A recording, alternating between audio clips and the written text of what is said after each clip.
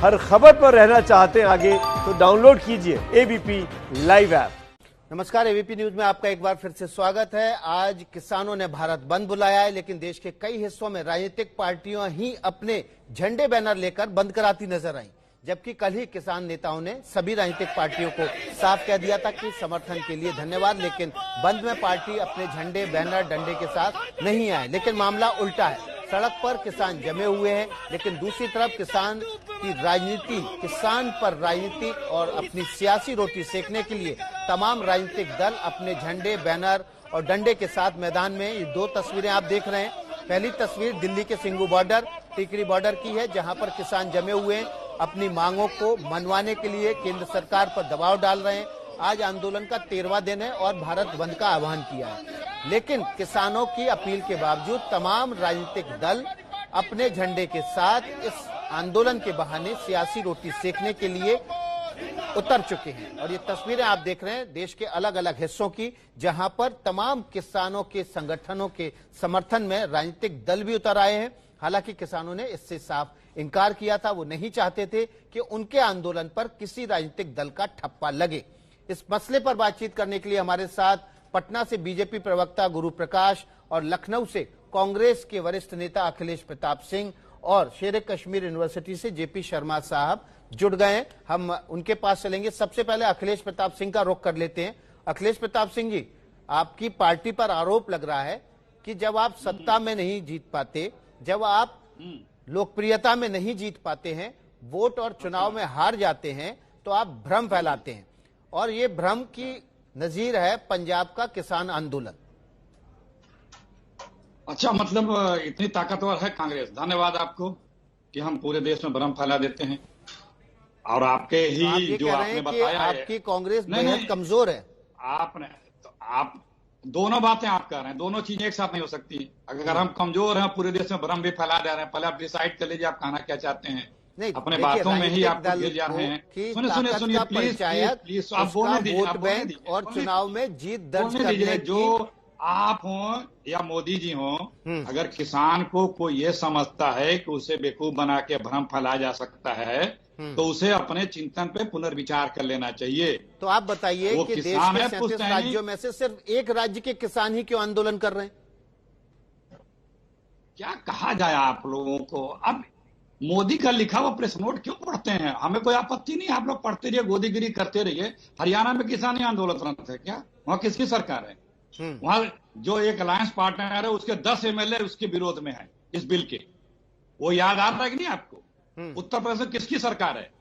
किसकी सरकार है जनाब? उत्तर प्रदेश में सारे किसान उत्तर प्रदेश के दिल्ली के बॉर्डर पे जमे हैं। यहाँ पे उत्तराखंड में किसकी सरकार है? बिहार में किसकी सरकार है?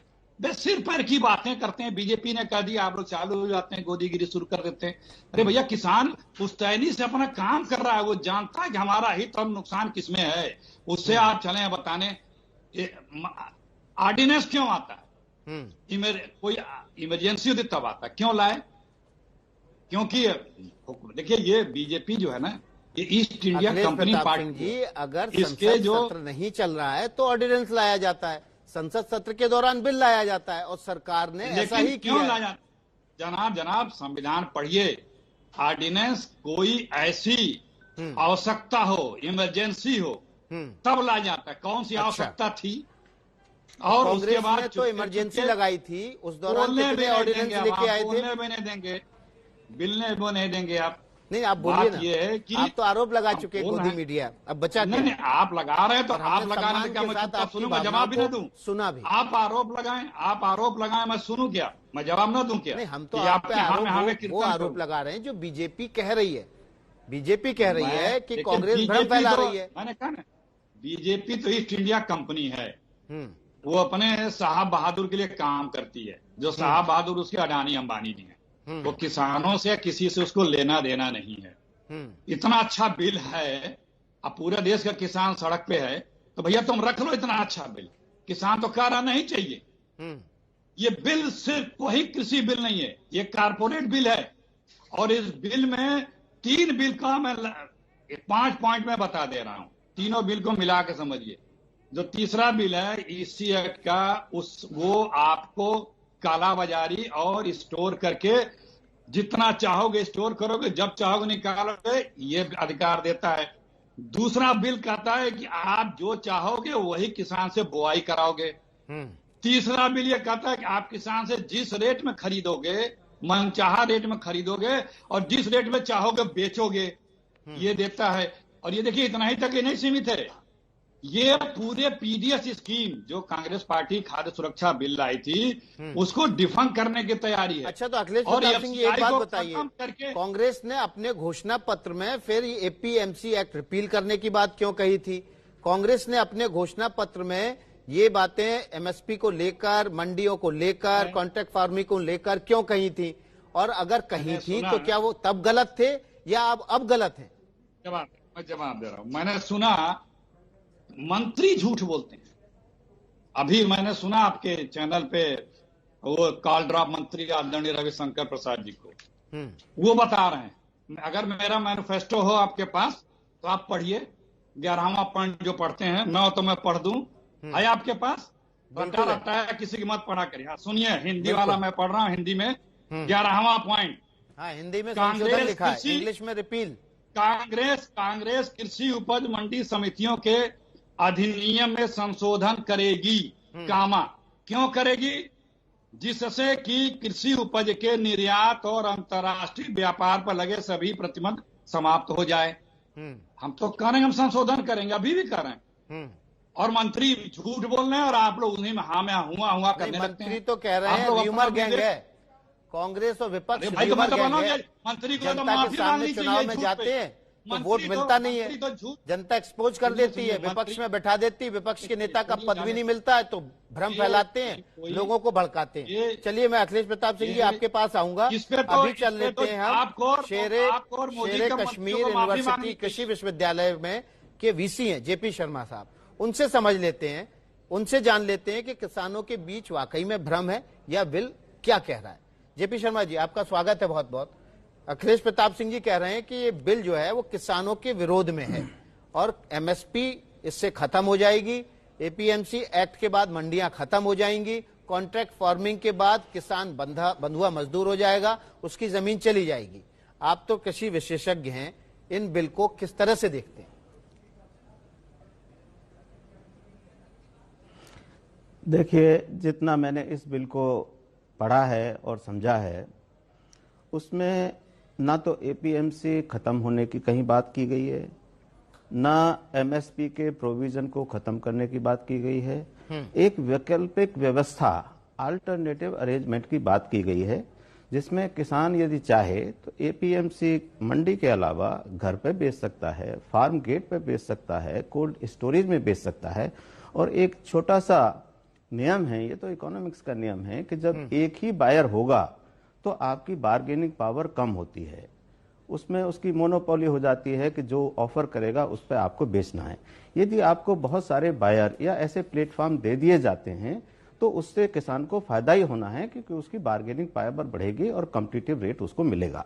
जहां तक दूसरा जो फायदा जो इसमें मैंने देखा, जो इंटर स्टेट और इंट्रा स्टेट जो एग्रीकल्चर गुड्स की मूवमेंट है वो फ्री हो गई है, तो कोई भी किसान अपना माल कहीं भी ले जा सकता है। और इसके साथ साथ सरकार ने आत्मनिर्भर भारत में, पहले एक बार प्रश्न आया था कि किसान की इतनी सामर्थ्य कहाँ है, तो आप इसको आत्मनिर्भर भारत के भी संदर्भ में देखें तो उसमें एक व्यवस्था की गई है कि जो ले जाने के लिए माल को एक मंडी से दूसरी, एक शहर से दूसरी, उसमें 50% जो ट्रांसपोर्टेशन पे सब्सिडी दी गई है।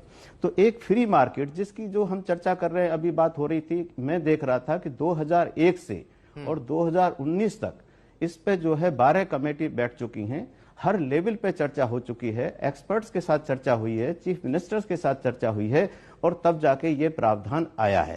तो इसमें जो किसानों की एक दिक्कत थी कि एक मंडी से दूसरी मंडी, एक शहर से दूसरे शहर, तो उस पर मल्टी एंट्री टैक्स लगता था, मल्टी एंट्री फीस लगती थी, अब वो मोमेंट फ्री हो गया है।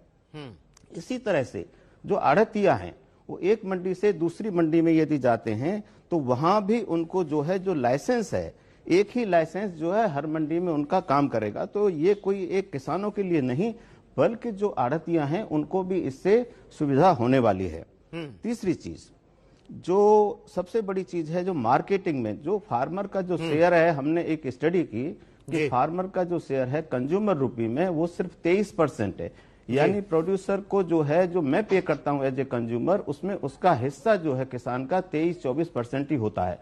तो अब प्रश्न ये उठ रहा है कि जब हमें किसानों की आमदनी डबल करनी है तो वो प्रोडक्शन से नहीं, बिल्कुल जी, उसका शेयर हमें बढ़ाना पड़ेगा। JP शर्मा जी, बिल्कुल आप जो बात कर रहे हैं वो ये कह रहे हैं कि इससे किसानों की आय भी डबल होगी। एपीएमसी एक्ट से कहीं भी मंडी खत्म होने की बात नहीं है। अखिलेश प्रताप सिंह को उम्मीद है ये सब बातें उन्होंने सुनी होगी ध्यान से। अभी छोटा सा ब्रेक लेंगे, ब्रेक के बाद आएंगे तो हमारे साथ दो खास मेहमान और बने हुए हैं। गुरु प्रकाश बने हुए हैं, बीजेपी के प्रवक्ता हैं, और उसके अलावा राकेश सिंह बीएचयू के कृषि विभाग के हेड, उनसे भी बात करें। गुरु प्रकाश बीजेपी के प्रवक्ता पटना से सीधे जुड़े हुए हैं। गुरु प्रकाश, आरोप लग रहा है कि सरकार संभाल नहीं पा रही है, किसानों को बता नहीं पा रही है, और आरोप हमारे ऊपर लगा दिए जाते हैं कि हम भ्रम फैलाते हैं।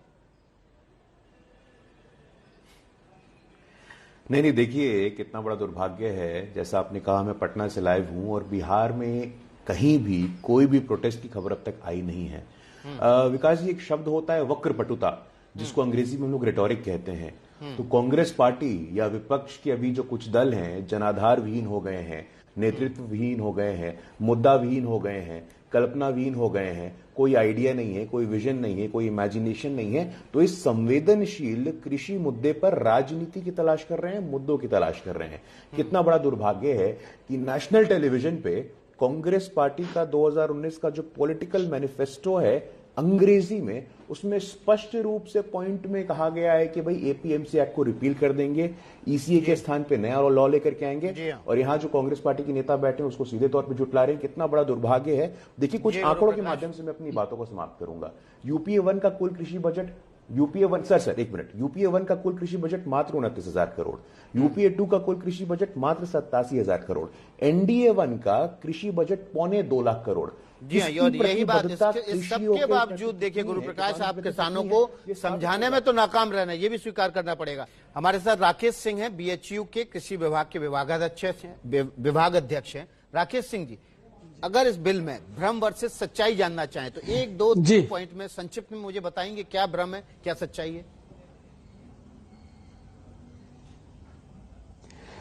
देखिए, भ्रम तो स्पष्ट है कि जो एमएसपी और एपीएमसी को लेकर के है, लेकिन सच्चाई ये है कि कृषि क्षेत्र में निवेश बढ़ाना है तो बढ़ाएगा, कैसे बढ़ेगा? या तो पब्लिक इन्वेस्टमेंट हो या कारपोरेट इन्वेस्टमेंट हो। पब्लिक इन्वेस्टमेंट बढ़ नहीं रहा है, कारपोरेट इसलिए आगे नहीं आ पा रहा है क्योंकि उसके लिए उचित मार्केट इन्वायरमेंट नहीं मिल रहा है। अब इस नीतिगत निर्णय के माध्यम से निवेश को बढ़ाने का प्रयास किया जा रहा है और निश्चित रूप से इससे निवेश बढ़ेगा और किसान लाभान्वित होंगे। जी।